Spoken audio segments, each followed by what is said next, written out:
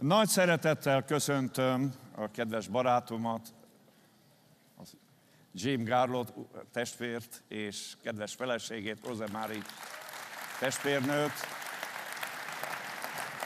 Itt volt az elmúlt napokban egy konferencián a magyar kormánynak a meghívására.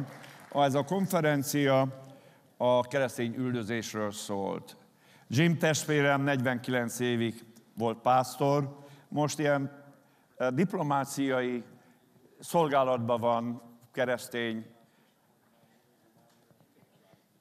szervezeteket, illetve az országok között is segíted, ugye? Hogy egyre jobb kapcsolata legyen a nemzetek között levő keresztényeknek, evangéliumi keresztények és természetesen minden keresztényeknek is különösen fontos szolgálatok, a Trump úr melletti közbenjáró szolgálat, és őt is támogatják. És itt volt az elmúlt hetekben, illetve napokban Jim Magyarországon. Kedves Jim! Please.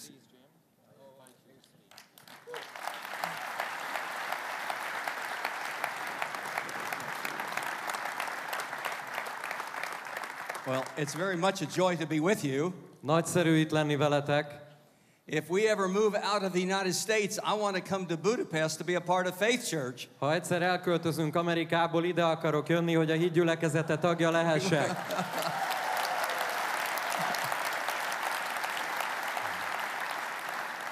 We were here 3 years ago and got to visit the church, but we were not here for a service. So this is really special to get to meet you in person in your worship service. 3 évvel ezelőtt már jártam itt, de akkor nem volt éppen istentisztelet, úgyhogy számomra ez egy különleges alkalom, hogy láthatlak benneteket, a gyülekezetet is. We do bring you greetings from the believers in the US of A and in San Diego, California, where my wife and I have been pastors until recently, and we've moved, as the pastor indicated, into full-time governmental ministries with Bible studies in Washington, D.C. for members of Congress, in the U.S. State Department, in the United Nations with ambassadors, and in Jerusalem. And sorry to keep going on and on. Tehát sok szeretettel üdvözlünk benneteket az amerikai keresztények, San Diegói keresztények nevében, ugyanis ott töltöttünk be pásztori szolgálatot egészen nem régenig, amikor is beléptünk a kormányzatok fele való szolgálatba. Az ENSZ-be, a külügyminisztériumban végzünk szolgálatot nagykövetek fele, szenátorok fele az Egyesült Államokban.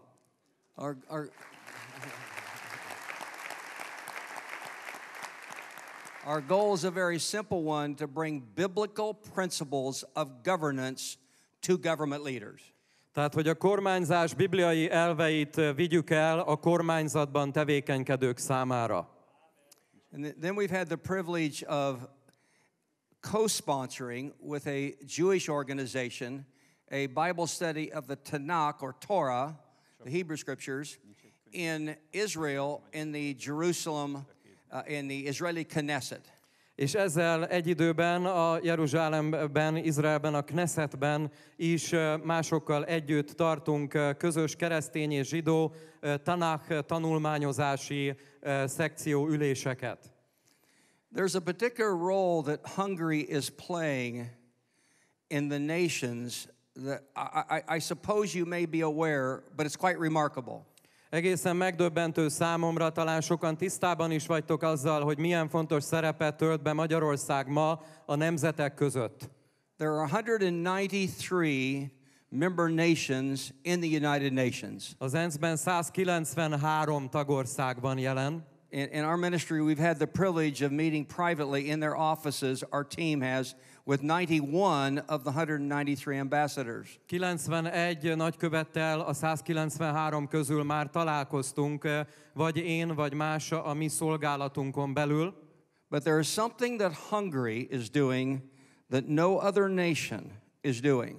De van valami, amit Magyarország tesz, amit egyetlen másik nemzet nem tesz. Your government is focused on trying to deal with the issue of the 200 million persecuted Christians around the globe. A ti kormányotok tesz is valamit azért, hogy foglalkozzon a körülbelül 200 millió üldözött keresztényért, akik ma élnek a Földön.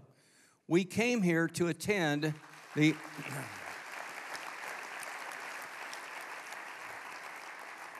We came here on this trip to attend the International Conference on Christian Persecution. Ezen az úton a kormány által megrendezett üldözött keresztények konferencián vettünk részt. There were 650 delegates from 45 nations. 650 delegátus volt itt 47 nemzetből. There were many speakers over the 4 days, probably 100 speakers. Talán vagy 100 szónokot is hallottam a 4 nap alatt. But I want to honestly report to you that the speakers, the governmental speakers from Hungary, de hadd mondjam el őszintén nektek, hogy a magyar kormányzat tagjai, azok, akik felszólaltak, they were the most bold, direct, with clarity on the issue of addressing the persecution of Christians. Ők voltak a legbátrabbak, és a legvilágosabban ők fogalmaztak, amikor az üldözött keresztényekről kellett beszélni.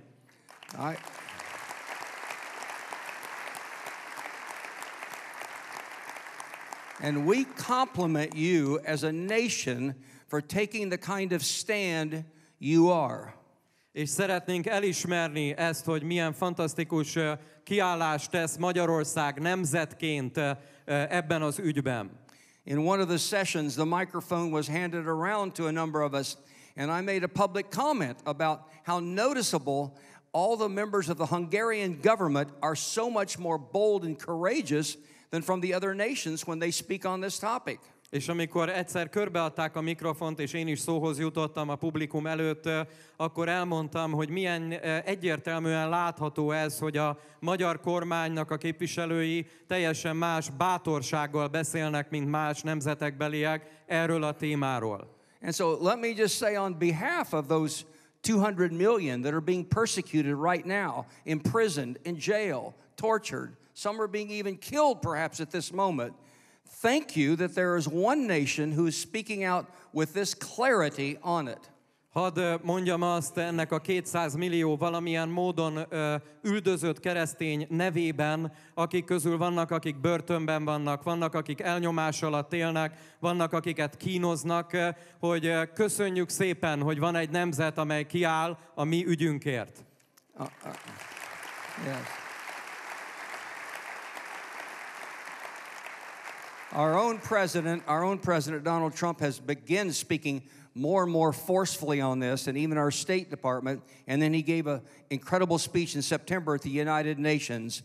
But our hats are off to Hungary and what you have done. De Donald Trump is az elmúlt időben kezdett egy kicsit határozottabban beszélni erről, a külügyminisztériumban is volt egy nagyszerű beszéde szeptemberben, de Magyarország mégis kiemelkedő ezen a területen. And then I want to say a word of how much I respect and honor you, sir. I know your story. Many years ago, an attempt to escape, and then coming back, and the difference that your life has made in this city, this nation, and as now touching other nations. We stand in awe of what God has done in you.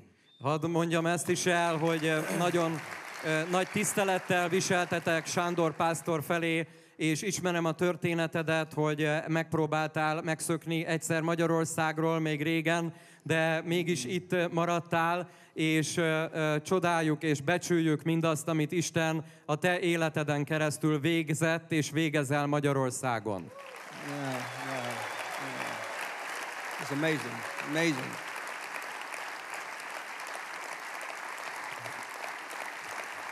Yeah.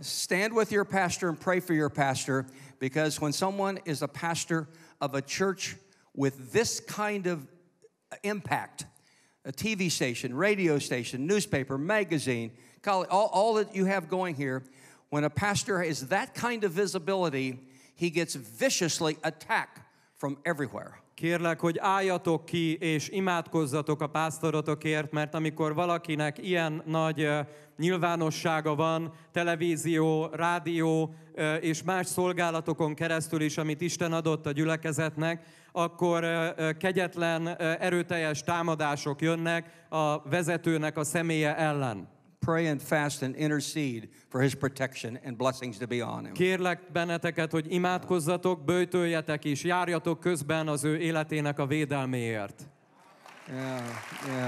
Yeah. We join with that. Yes.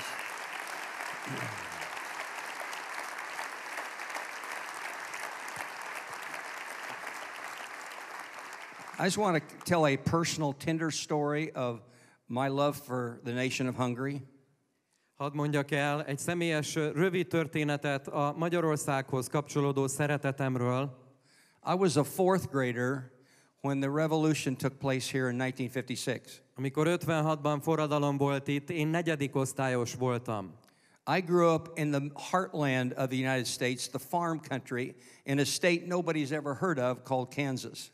Én egy olyan államból származom, amiről a legtöbben nem is hallottak, Kansasből, ami az Egyesült Államok vidékén, területein helyezkedik el. We knew no Hungarians. Nem ismertünk egyetlen magyar embert sem. We didn't know anybody who'd ever been to Hungary. Nem ismertünk még olyat se, aki járt Magyarországon valaha. But our heart was strangely pulled to the revolution going on here. De valahogy mégis a szívünk az megmozdult, amikor hallottuk, hogy milyen forradalom zajlik Magyarországon. I remember those events as if they took place yesterday. Úgy emlékszem ezekre az eseményekre, mintha tegnap történt volna. So our heart has always been here with you. Úgyhogy a mi szívünk az itt van, valahogy veletek.